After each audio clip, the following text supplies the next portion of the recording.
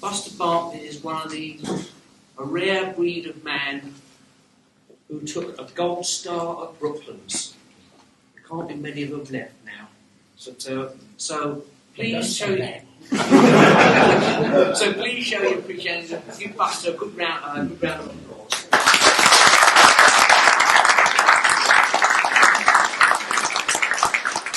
Well, thank you, Martin, and what an evening I think it's going to be with Buster Bartlett, because... Yeah, but you've got notes, I haven't. No, I've got all the script here. You must imagine me as Parkinson, you're just the subject matter. At least you did things that many of us could only dream about. And Brooklands, to us, most of us, is just a realm of statistics. It's a realm of who did what, who did which, on what days and when, and how they gathered the speeds, the times, the races. But tonight we've got, in Buster, we've got flesh and blood, someone who hung onto a pair of handlebars for a great long time, raced cars, and really built up a marvellous career. To get him out of retirement, and he's done lots of marvellous things since, and to come all the way from the Isle of Wight, and we will be letting him go at a reasonable time so he can catch the 11 o'clock ferry back, otherwise it's the 12:30 ferry, and he does like his bed these days. But when I get there. When he gets there. But the British Motorcycle Racing Club Gold Star was something quite different, and in Charles Mortimer's book he says it is often called the Gold Star, which is incorrect because the Gold Star was awarded for a certain car race, but a Gold Star was awarded to people who actually achieved a 100-mile-an-hour lap in a British Motorcycle Racing Club race between the start of the track, between 1922, the first start, and 1939 to the last. 1000cc, there were 25 who won it, 750, 21, 500cc, exactly 100, and Buster comes in that category. 350cc, 29, 251, and sidecar, 3. Three-wheel cycle cars, 4, and in addition, 2 double awards were made for lap averages over 120 mile an hour to Eric Fernyhough and Noel Poth, both on Bruff Superiors. And of course we had a bit on engines and power on television this week. They're all listed in the back of Charles Mortimer's estimable book, and I'm going to ask Buster if he'll sign next to his name, so I've got that there. But there were characters all, and Buster comes to us as a great character. And some of the notes about him is that he began life in the meat trade. And he tells a story about sausages that were stuffed with stale bread, scrounged off bakers in the area, coupled with all the bits of meat they cut off from the meat that was discolouring and going rotten. Right. All of which went into the mincing machine with added salt and water with a colouring agent to give the appearance of improving sausages to attract customers to purchase. He says he doesn't recall anyone having any complaints to leave it against us. Perhaps they didn't live that long. But if it was today, any complaints either. He wouldn't have got started. The business was known as Bartlett and Jenkins, purveyors of quality meat. And it was wound up due to the Jenkins part of it, fiddling the takings. The cash shortage eventually proved quite considerable, so much so he's told us in his notes that Weddell's, the meat carrier, took them to court for debt, and that finishes the butcher's business. Weddell's, of course, became Dewhurst the butchers in due course, and they too have eventually gone down the tubes and are still, in fact, a lot of problems going on. But Buster had gone there as his first job, and his father worked at a company called Jack Motors and John Arthur Prestwich. And his father, like all good fathers said, he said, they've got some extra work coming in there, making some engine. And he had a word with Mr. Dolby, the manager, and he said, he'd see if you can find you in the job, and I'll speak to you in the morning. And Buster, what happened then? You know, you suddenly had nothing to do with engines or motorbikes, making sausages and delivering the things. And now suddenly you were into somewhere that Jack Motors. Well, Charlie Ramsey was the chief tester for the Jack Motor Company. And as you said, John Arthur Prestwich. When I talk about Jack Motors, people seem to assume, the new generation, that it's a Japanese company, but you're so right. It was John Arthur Prestwich, J.A.P. Now that old tartar, he was a right old tartar too, this Prestwich. He used to walk to the factory every morning with his two sons, and he'd come in with a frock coat on, old type frock coat, top hat, silk top hat, squared one, and walk round, and he was a right military man. He run the Jack Motor Company to perfection, and it was so good that when he brought out the 500cc over the camshaft job, it killed off the Douglases that were doing all the dirt trucking at that time because of the two barrels either side of the frame, balancing out quite well. But the Jack took them out of the business, and Jacks were fitted in nearly every dirt truck company in the Isle of Wight and everywhere else. From then, Charlie Ramsey was doing too much testing on his own down at 6 Mile Bottom at Cambridge, where all the testing was done because it was so isolated. And he come to the time when he wanted another tester, so they put a word in for me, and my dad was a foreman down at the Jack Motor Company. So I did get the job of the second test rider for the Jack Motor Company, which I did for, I think, 7 years. And from then on, they transformed me into doing the racing for them with Charlie Ramsey again. And we raced all over the place, always with a Jack engine. I never rode anything else but the Jack engine. And I must say that Jack Motor engines were absolutely superb. Well, as a tester, you'd gone in there to do other jobs. You had to work on the line, didn't you, as an assembler? Yeah. And then Charlie Ramsey's job was to see that he could take out a new engine and break it, wasn't it? That's right. And if it didn't break, you knew it was a good one. But if it broke, new parts had to be made, and you probably had to install them, and then get the bike out to the customer. Because Jack Motors were what was called a proprietary engine, wasn't it? Yeah. It was sold out to other people to put in their chassis and frames. And did you then test other people's chassis and frames and brakes? I rode any bike if it got a Jack engine in. That was my sole aim. I had to push the Jack engine. But you owned a Panther of your own, rather old. Yes, oh yes. Gripping on Panther. That's right. Just take the birds around in a sidecar. Nothing changes. No, some funny things did happen in those early racing days. We used to ride all different frames, etc. So forth. Rex Acme's, Bella seats, and all those kind of things. Provided they put a Jack engine in, I would race it, no matter what they were. But we did get on the line at Brooklands one day on a 25-lap mountain championship, and I was down there, when I got in here, I was down to ride the Cottonwood Jack. But when I look at the program, it was Zenith. So we had to nip out quick and get some emulsion paint, the colour of the Zenith, and paint the tanks, etc., in their colours so I could get past the scrutineers. And we did. All those fiddles did go on. There's no doubt about it. Nothing changes again, does it? But your first involvement with sport really was with Haringey, wasn't it? Yes. You know, as a speedway rider. Yes. I have to say, and that was foot trail, wasn't it? Foot trail. Or was it foot forward? Can you remember? Did you trail your leg or backward? Yeah, backward, yes. Like the old Douglas, the north and south, like you said. The Jap engine fighting with the Jap engines ruled the roost, there's no doubt about it. They were a marvellous engine.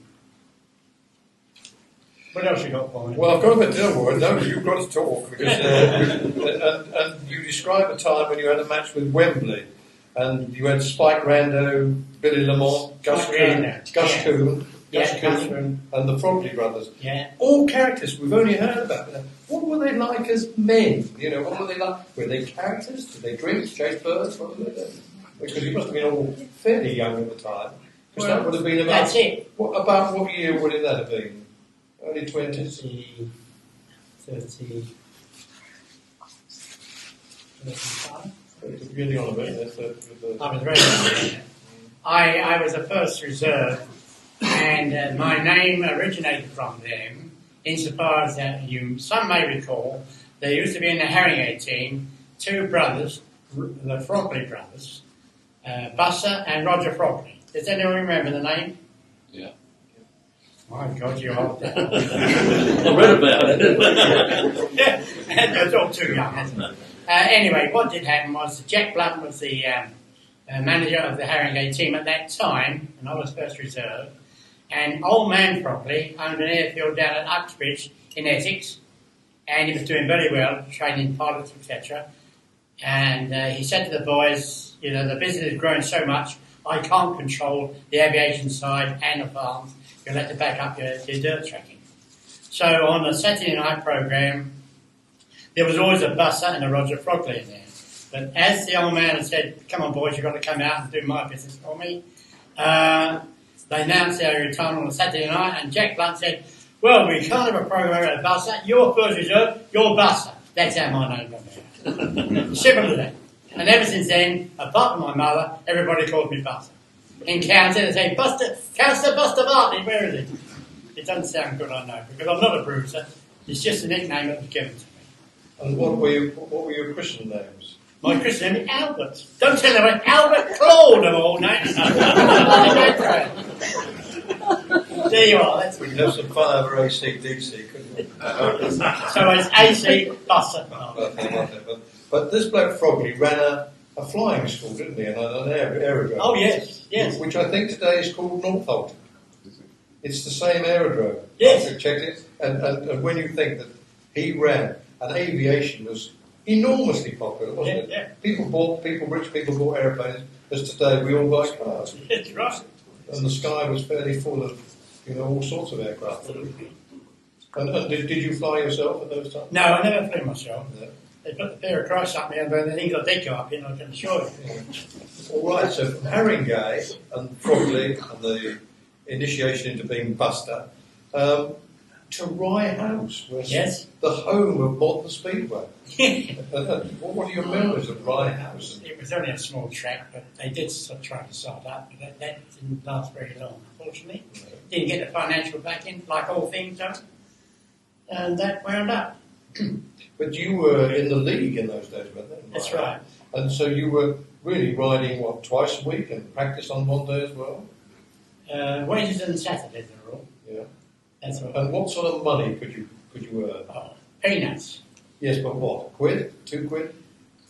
Sometimes, if we run into the crash barriers on a bend, we usually get 5 shillings. If we made it spectacular. We're going to make it look really bad. And if 2 of you crash into the barriers, we used to share the spoils between us.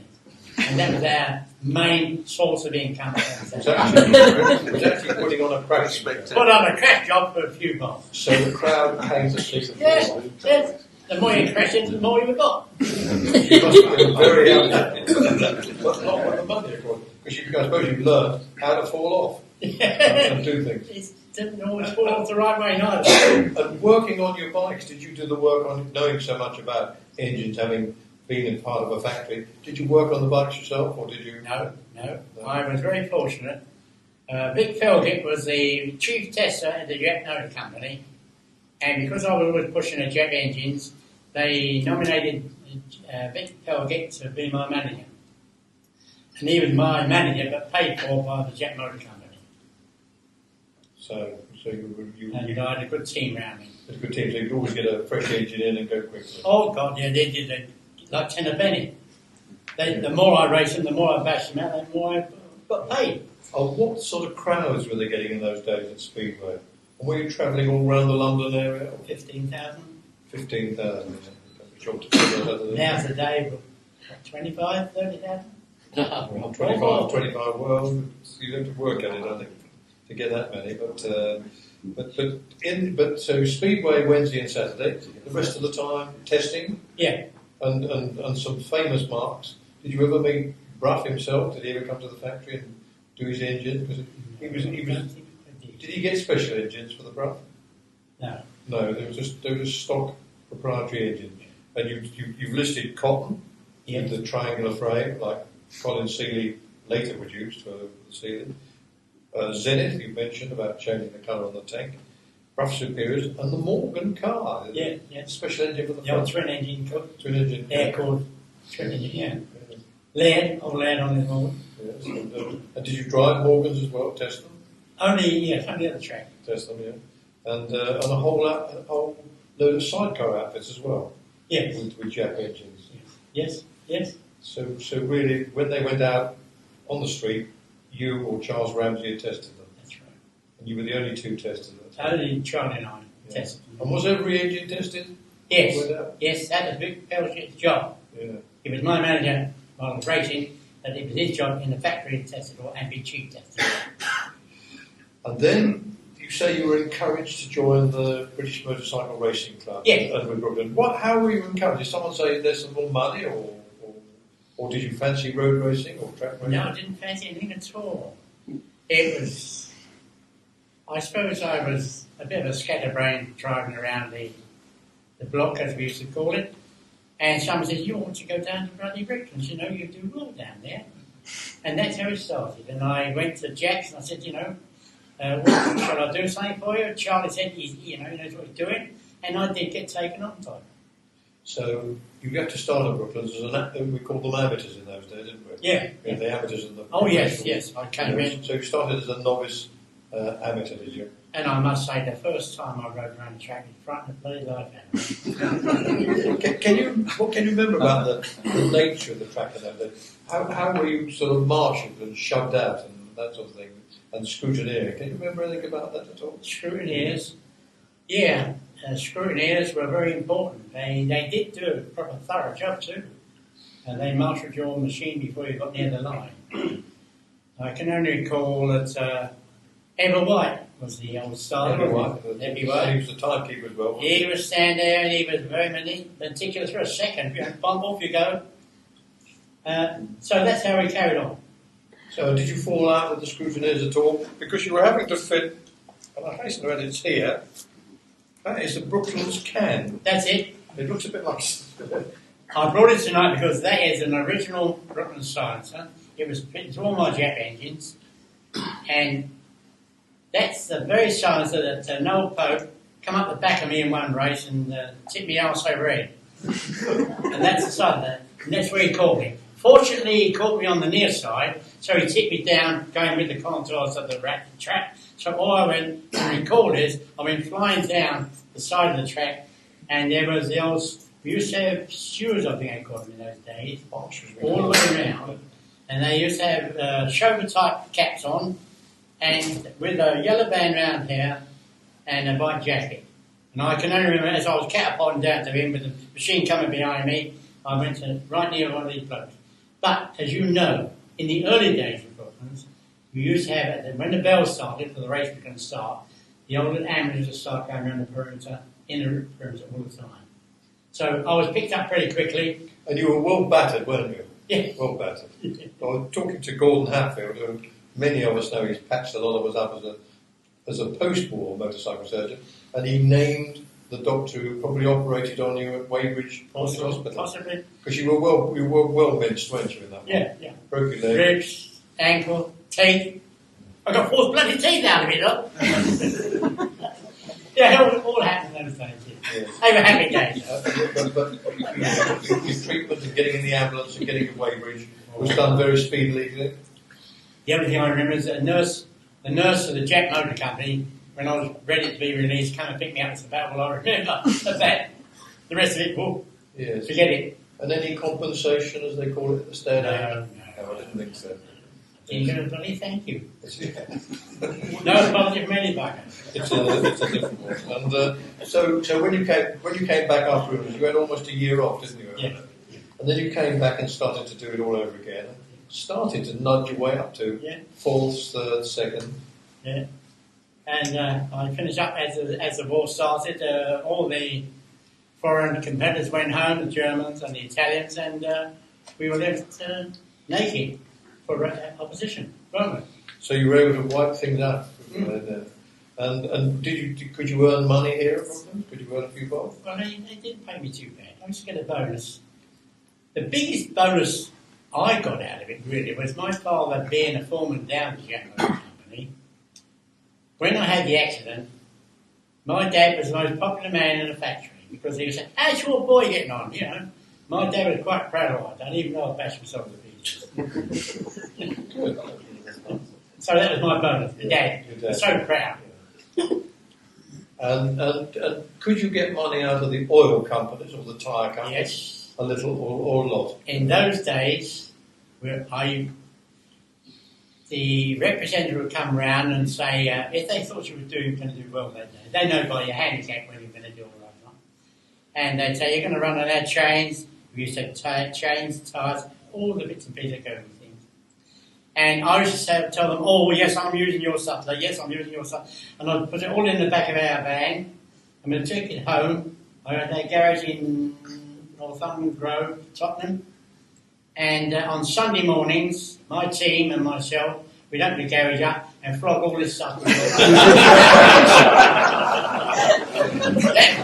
That was fun. And I can tell you, it was a very nice learner. Can be very useful. I've got a note here that on Saturday, June the 3rd, 1937, you were entered in a race of 100 laps, which was called the Hutchinson 100 after the tyre company. And you found that your manager and tuning engineer had made undisclosed alterations to your machine. Now, what was all that about? It was Eric Pernihow. Yeah. So many of us in this room have actually met before he was a marvellous tuner. Yes. What the hell he did with them, I don't know, but he was really marvellous, that man. Anyway, he said to me on this particular day, he looked at the programme, he said, well, on your handicap bus, he said, you've got a good chance here. He said, if I get you to what I want you to do, if you open up and keep the bloody thing open, we've got a chance of winning.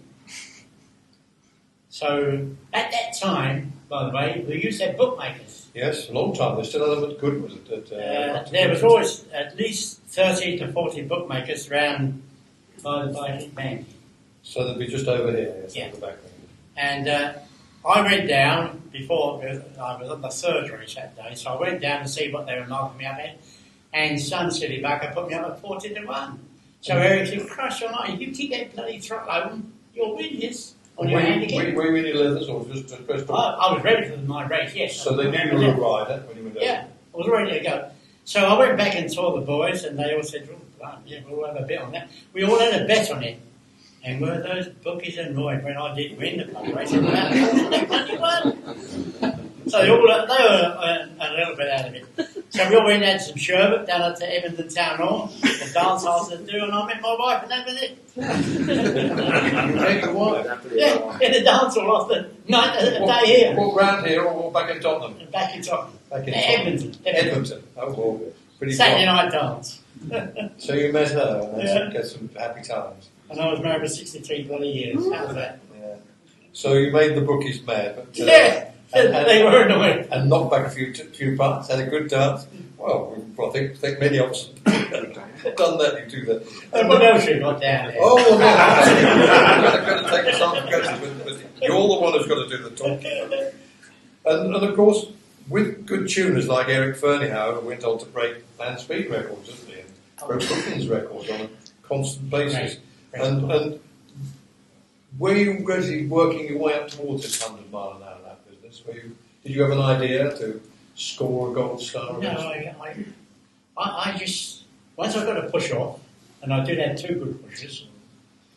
Because you had very high gears, didn't you? Oh, yeah. Had to get the thing rolling. We all had 3 of us had to get them going, jump on the saddle and get the bloody thing going. And they were away like lightning. So it was okay. I just built You've up. got gearboxes, and you're just running on direct drive. You've got gears to change as well. Oh, yes. And You jumped on. the big Brooklands handlebars. No, I didn't. I went to straight back. That's why I asked, because you didn't. You were one of the few people that didn't. Yeah, right. Go on, boy. Go.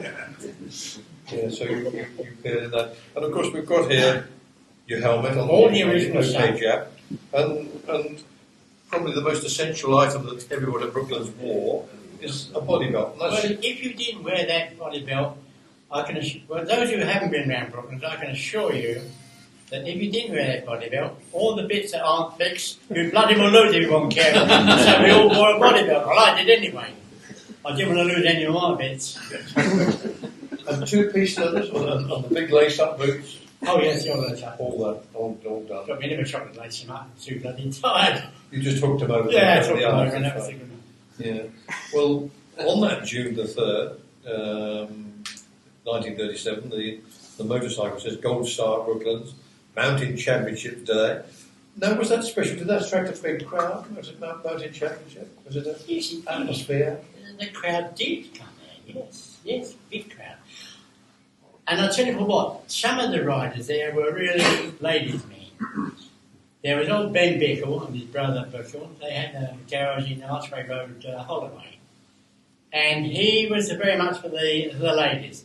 And he always rode with a plume of skull flowing at the back. He never raced without it. But that type of hat broke his bloody neck because one day he was racing at Brooklands, and I saw it happen, and he hadn't done his chin strap up, and he hit the gate at Donington, and but not having it done up, he cracked the back of it and broke his bloody neck. That happened at Donington. Donington, yeah. Yeah, for wearing that type of hat. So, and people that you were meeting were people that became markets, people like Ginger Woods, Ginger Woods. Ginger, not Stanley. They were all Norton. Yeah, that's right. And because he had a big thing on an OK Supreme and Excelsior, didn't he? That's right. Big twins, Well, of course, it was all Norton and better sets in those days, wasn't it? And before we get into this particular race, Freddie Dixon, you knew him personally, didn't you? Yes, yeah. Is the story about Freddie right? If he was at a dinner dance, he would eat the flowers off the table. I never saw him do that. Incredible. Oh, yes, they were all characters, there's no doubt. Freddie won the TT on 2 wheels, 3 wheels, and the car TT on 4 wheels, didn't he? On the Ards circuit. Yeah. And were you starting to travel and do other circuits? You talk about Donington. Yeah, Donington. I used to like Donington. I thought it was a nice track. Very enjoyable. And where else did you race on? Can you remember? Alexander Palace. Alexander Palace. Round those little narrow... Yes, the old tram line. Yes. Just put a Christ up was right up that thing. And path racing, really. Yeah. And how many starters would there be in a race at Ali Palace? 12. Jesus, Round that narrow tram was it must have been very dangerous stuff. It was dangerous. And go off in the tree. I did not have wet. I was very, very cautious. And where else? So Alexander Palace. With Crystal Palace over before the war. Yeah. So you raced there, did you? Yeah. Does anybody remember the old Alexander Palace racing days? Doubtful, we all remember it. I think we're all of an age we can remember Andy Pandy and the tower on the television, but not racing, Master. We're all. But it says here the weather was gloriously fine at Brooklyn, and just enough breeze to keep the spectators and officials reasonably cool. The riders sweltered in their leathers. And did you swelter? Can you remember being red hot? They were essential in those days, good leathers. We were well padded on the shoulders and the elbows and knees, and we needed them really, and it saved my life being well padded. Yeah, because they were real leathers in those days, not these shiny or whatever they are today. Well, now they're armour plated again, but we went through a phase like with people like Jeff Duke who had the first skin tight leathers, and they were as thin, the leather was as thin as your suit cloth, and really, you could skin yourself easily. But of course they were pony skin, and I think all leathers were horsehide. Really? Horsehide, The cowhide split we use today just explodes when you come in. But did you know Les Deer? Because his son's still around. Les Deer, yeah. His son's local. I know somewhere at home there must be the programs I used to keep. I'm going to look them out and see you get them here. Well, but Frank Fry on the 350 on the set too. Yeah. Great big man for a 350, wasn't he? Yeah. Always laughing. Enormous laugh. Well, I don't know about always laughing. Yeah. He cried when he lost, I'll tell you that.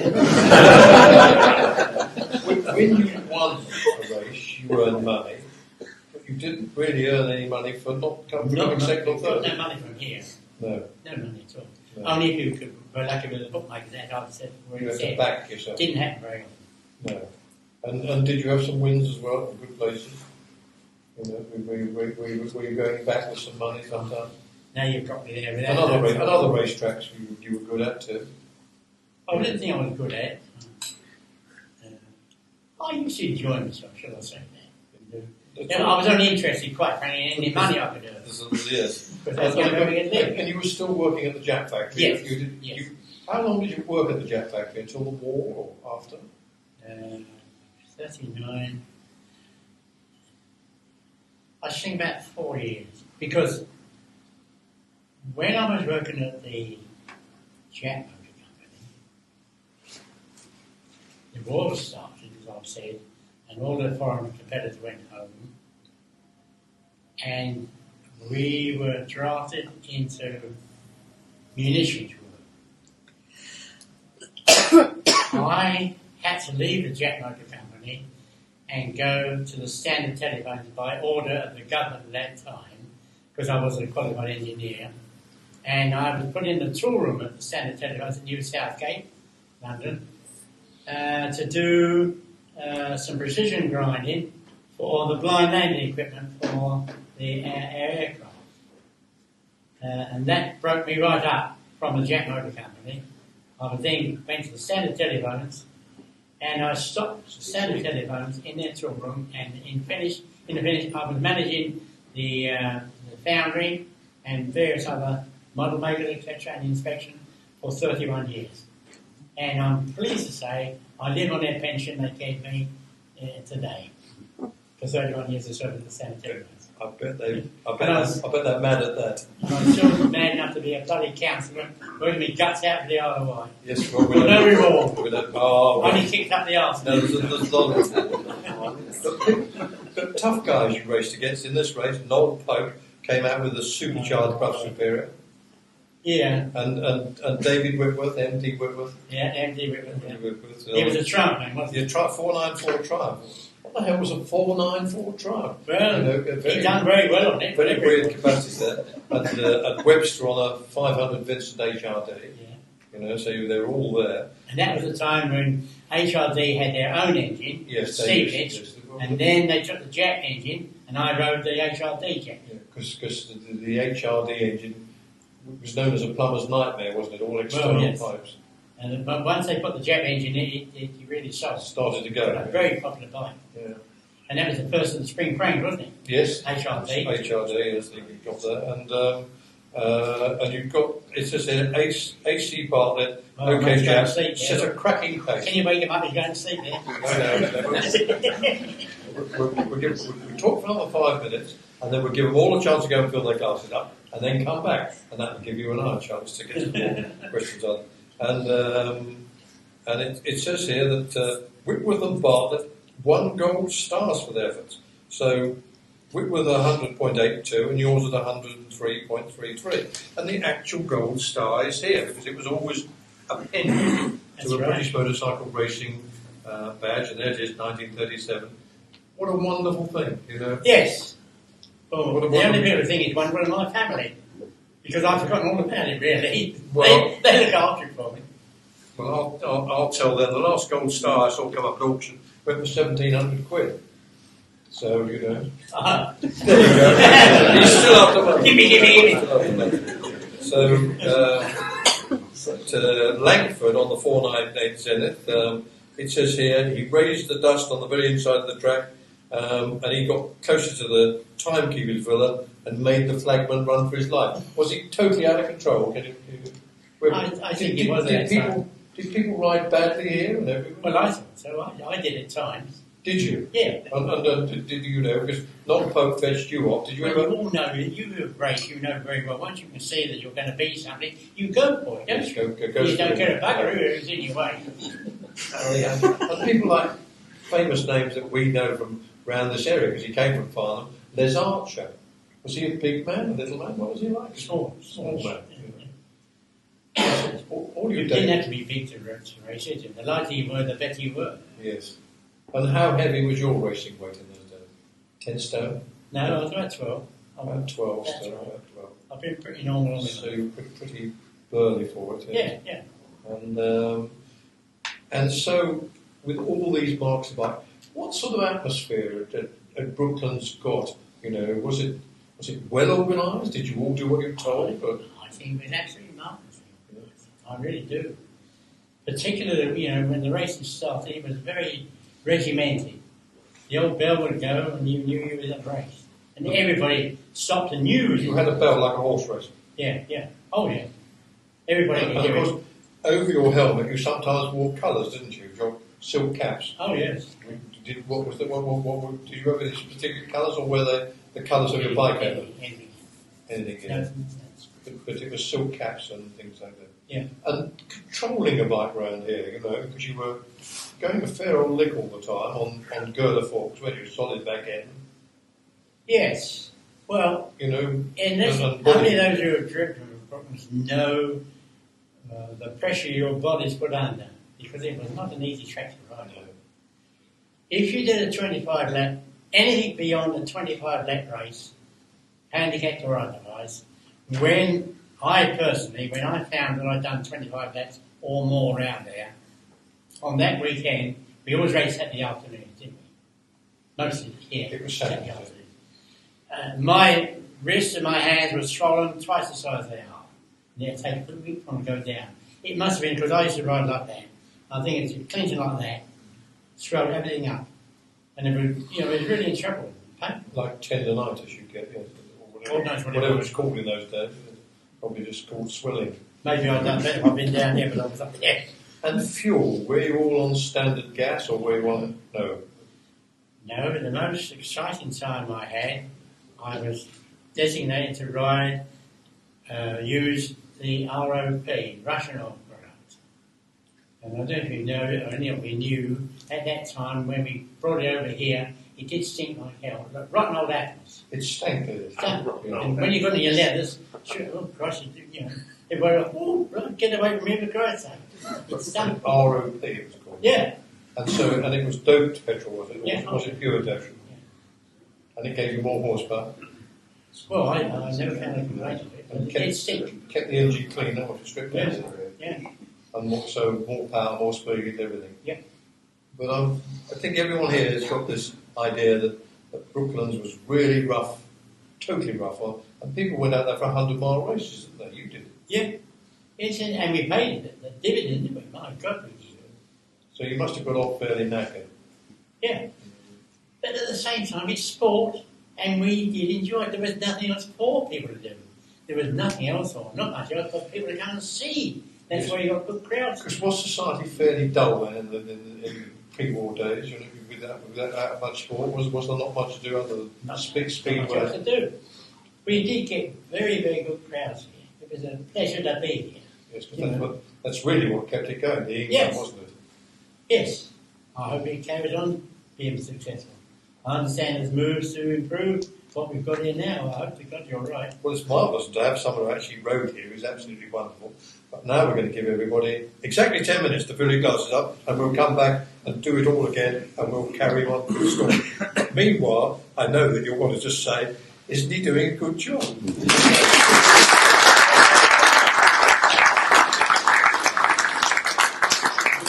Exactly 10 minutes then, that'll let you fill your glasses up. I think that's what Martin wants. And then, because at 10 o'clock sharp, Buster and his crew have got to go off again because he's got to be on the Isle of Wight Fair. Yes. Go and fill your glasses, ladies and gentlemen. Yeah, I can leave them. Oh, he's amazing.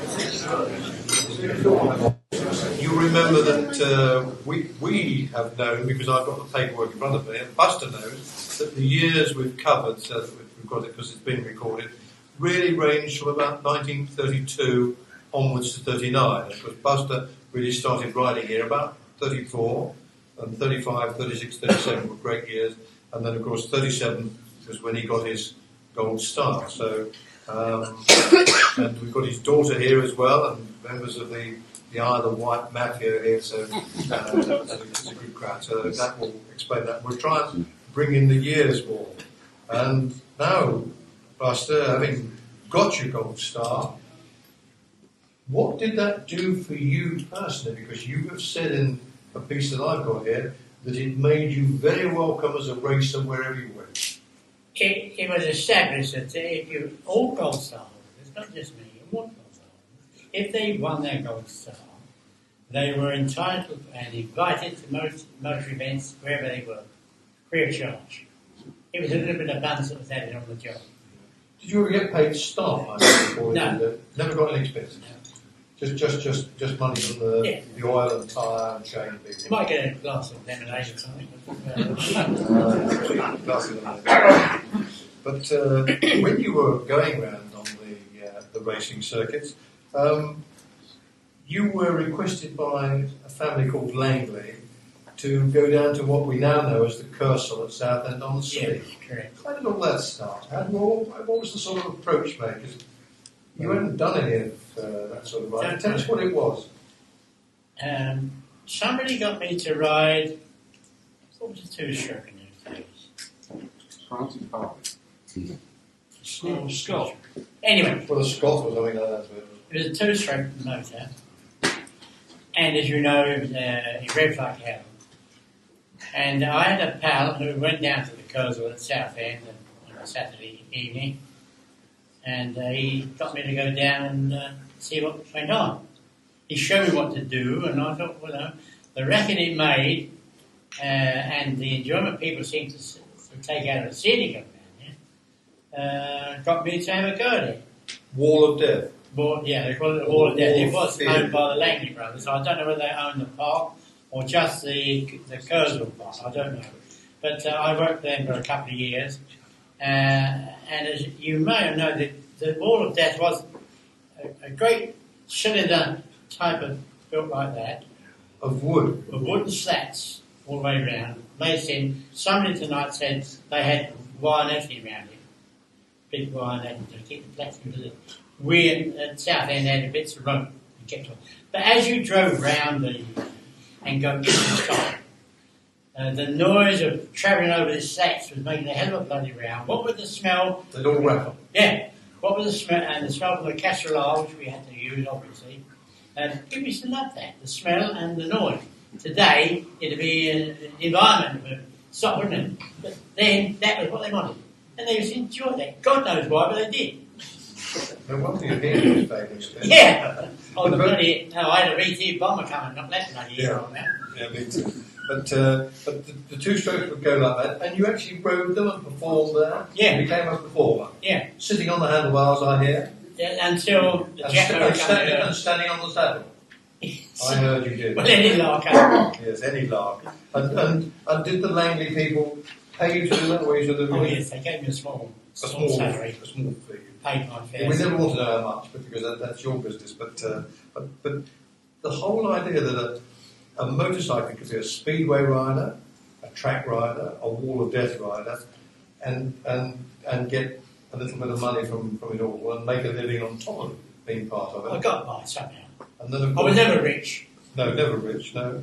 But you got a special payment for your leathers and things like that, did you? Oh, yes.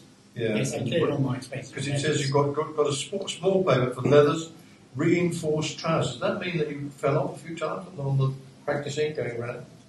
Yeah, sometimes, You yes. skitter down, could you? Used to get gratuitous thrown in, yeah. And did you find a lady to get the splinters out of your backside? No, we didn't come off on that bloody journey because you could finish for all the time. But you were travelling from Tottenham to Southend to do the job. Yeah. And so, We paid all my expenses. and was the Southend arterial in being then, or did it not come till closer to the wall? I think it was just coming in, wasn't it, the Yes, Southend that's arterial? right, yeah. So you could rattle down. Did you ride a bike down there? Yeah, You had a car. but at that time, that's when the Jack Motor Company knew what I was doing. And the manager said, Tom Warby was the manager at the Jack Company at that time. He got to know what I was doing. He said, look, we pay you a retaining fee. You don't do no more of that. That's how I finished with that job. So that they stopped that immediately. That stopped that, immediately. yeah. And as you said, the war year came, 1939 came. We had a wonderful summer, didn't you, of racing yet? But the Italians went home, the Germans went home, and just about everybody, the world was getting ready for war. And here at Brooklands, could you see the aerodrome? They were building Hurricanes here and Wellington bombs. No, I didn't. I was very annoyed about it because it did have was a wonderful home for racing.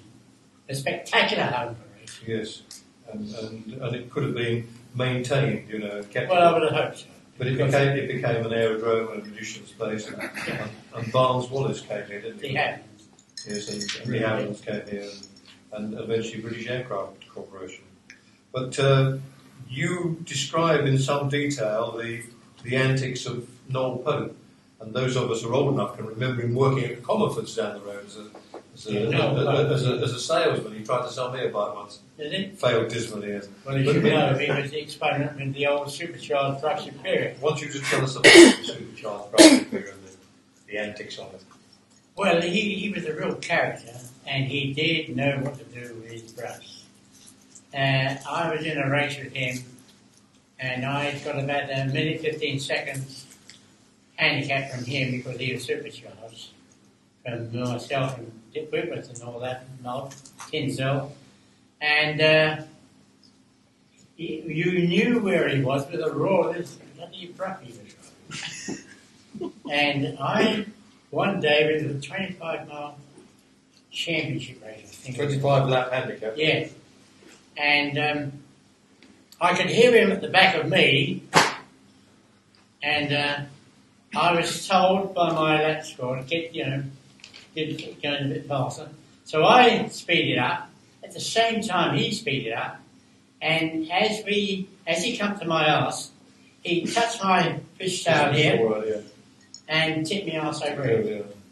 Because it was round the track, where the various coloured lines that you could go. Well, you had them all different: black, blue, yellow, and at a certain speed, you kept within those lines. So you didn't impede other people when I did. So how near did you go to the top of the banking when you were riding? Well, there was one time when I did over the bleeding top. Unfortunately, there were some bushes there.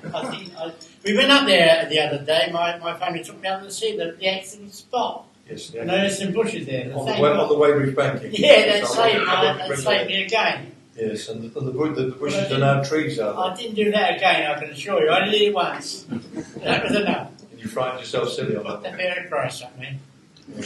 And other people did go over the top, didn't they? Oh, yes. And cars went over the top too. The bikes did go. I think 3 of them, I'm told. And so you had all the Jap business, and you became associated with the car racing fraternity here too, didn't you? Yes. Tell us something about that, because it's all part of the Brooklands folklore that we want to hear about. Well, it was limited, Prince Byra, I got to know pretty well. In fact, I got one of his books at home that he wrote. He and his son, his brother were here, brother Paul, and he had a great stable of cars, Delahaye's, things that you wouldn't hear of today. People have never heard of things he was racing. I got to know them pretty well. There's one or two of those. Freddie Dixon with the old riding team. They were all good boys. Prince Vera Bongese, wasn't it? He was that. He had a brother, didn't he? Did the two brothers both race? Yes. From Siam, as it was then known. Yeah, Prince Byra and his brother Paul were Siamese princes. Yes, they were genuine princes because they were right. They put a lot of money into the Oh, game. absolutely, yeah. And they drove for a time ERA, didn't they? That's right. Well, they had a great stable of cars. And did the ERA, if my memory is right, have a pre-selected gearbox? You always had to be in the gear before when you dumped the clutch, it jumped into the next gear. I don't know about that. I don't know, I can't remember I can't remember that. But they were good drivers and nice people. Absolutely, Because you see, genuine. we're out of touch with the personalities. You met them, and they were genuine. Yeah. And they would talk to you Lovely quite happily. Lovely people. Yeah. In fact, I can only say my experience of being here, a marvellous time. They were all, in my opinion, gentlemen in those days. There was never any rank or bad feeling anywhere. If you lost the race, you lost the race. There was no bad feeling anywhere. And the job of co-drivers in those days, I did a bit of You did a bit of that. Tell us about it. Did you not have to pump the fuel pressure and the oil? You had to pump oil and fuel pressure? I believe it. I did with a climate company. They found that the high speeds they were running at, the bearings weren't getting sufficient oil.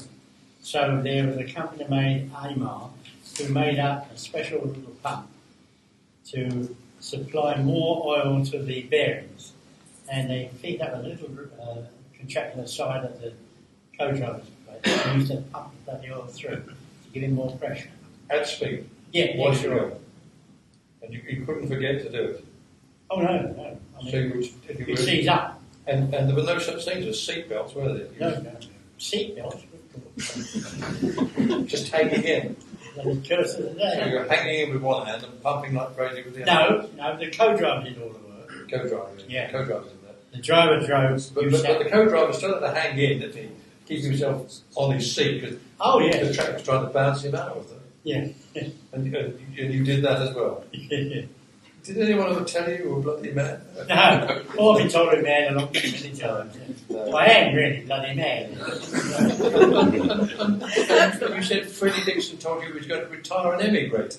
Yes. Did he emigrate? Where did he go? He did go, did he? Yeah. And that's the finish of that.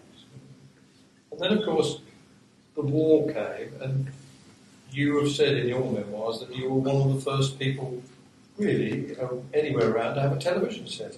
Yes, I had a little 14-inch. So about what year was that? Before the These war? all come out some bloody questions, aren't they? The television broadcast was stopped in 39, weren't they? Because they were going to interfere with radar or something. Yeah, but we had a little one. You had a little one. Well, so I just wanted, being one of the first people that got it, It's been a fascinating time to see the first television set. Yes. And of course, you were then being moved to standard telephone Yes.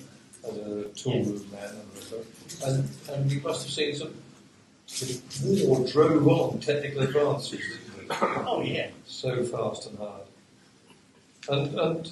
And so you had an invitation. People like Donald Campbell were in the war and running dispatch rider school. Because That's right. Hugh Viley, Harry Louis from the motorcycle, Arthur Ball from the motorcycle, Murray Walker's father, Graham Walker, were all in uniform running this dispatch rider school. That's right, an Aldershot. At Aldershot, which was considered a bit of a nice job, wasn't it? Because didn't you get all the motorbikes they took away from the public? Oh, yeah, confiscated. Confiscated. Like your aliens were. Yeah. So you could pick whichever bike you liked and have a go on it. Yeah. Great.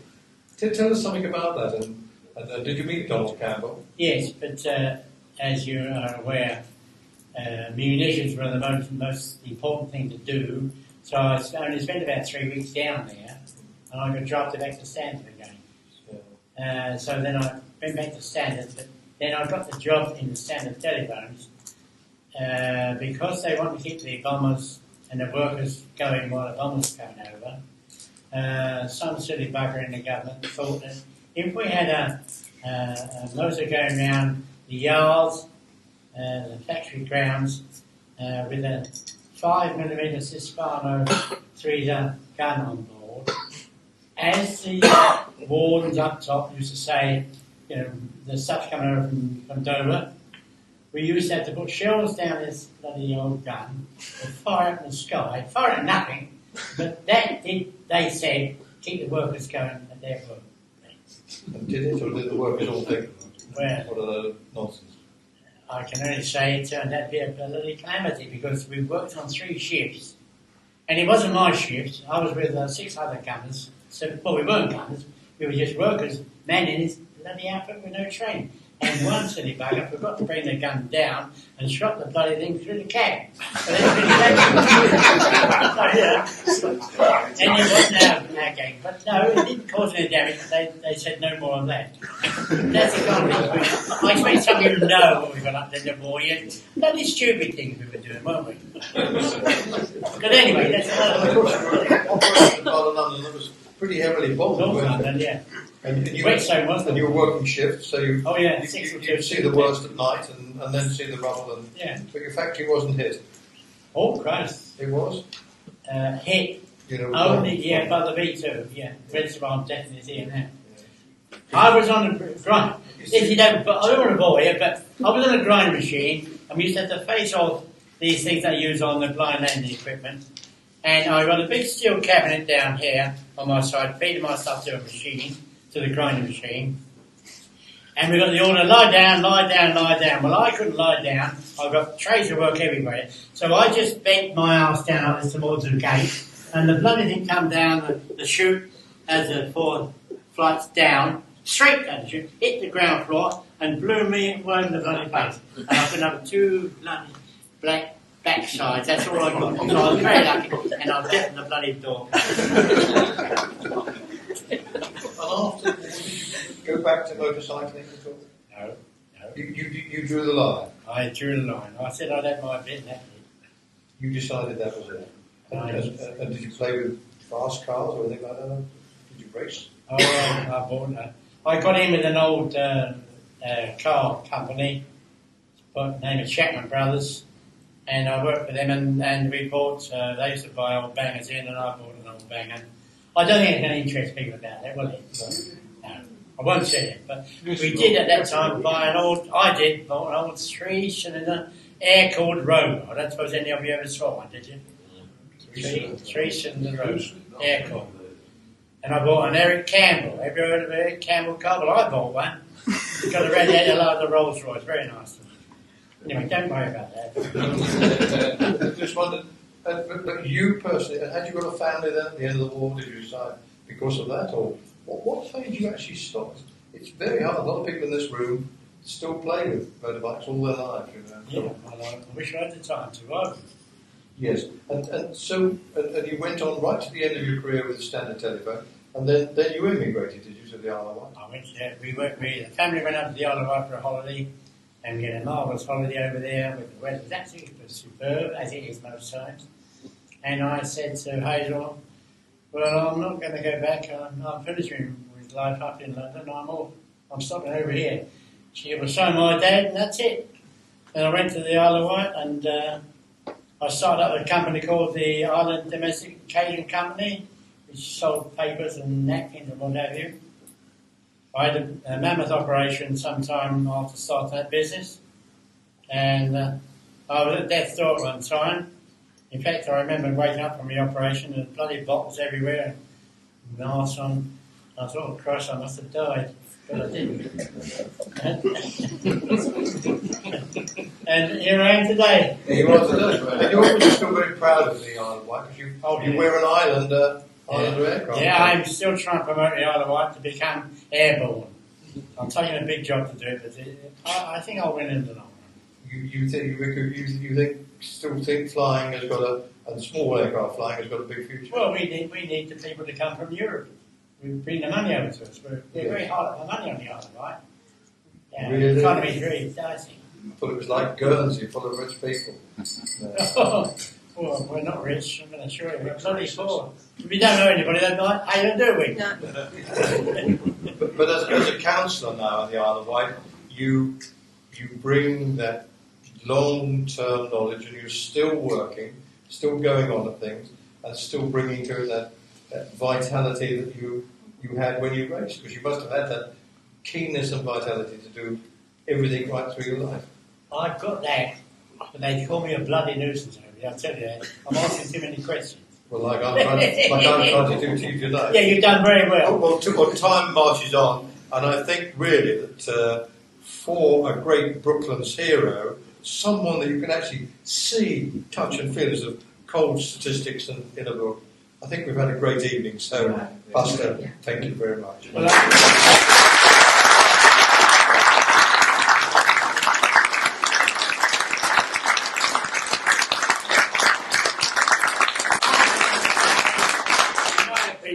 you're a grand bunch of people, and I hope to come back again many times. You are a grand bunch. I really mean that. That's not bullshit, I mean it.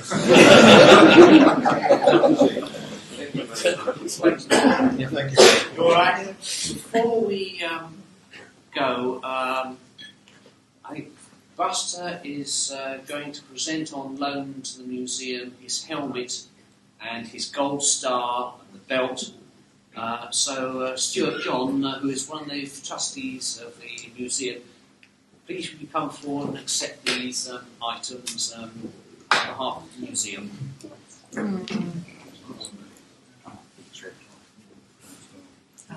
Oh, nice. Do you remember those bloody things?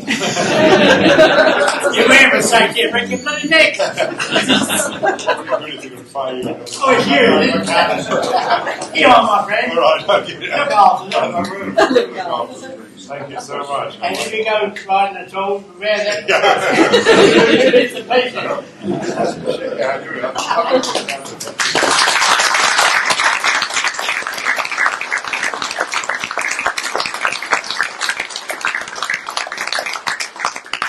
Thank you very much. As was said, I'm on the board of trustees of the the museum. I've been on the board of trustees now for about 12 years, and we're struggling here to make Brooklands survive. We're going to make it survive, and we are winning, but boy, it's an uphill struggle. And as you know, we've just got the Concord here, which is our next big project, and we've got some of the financing pretty well sorted out as of today.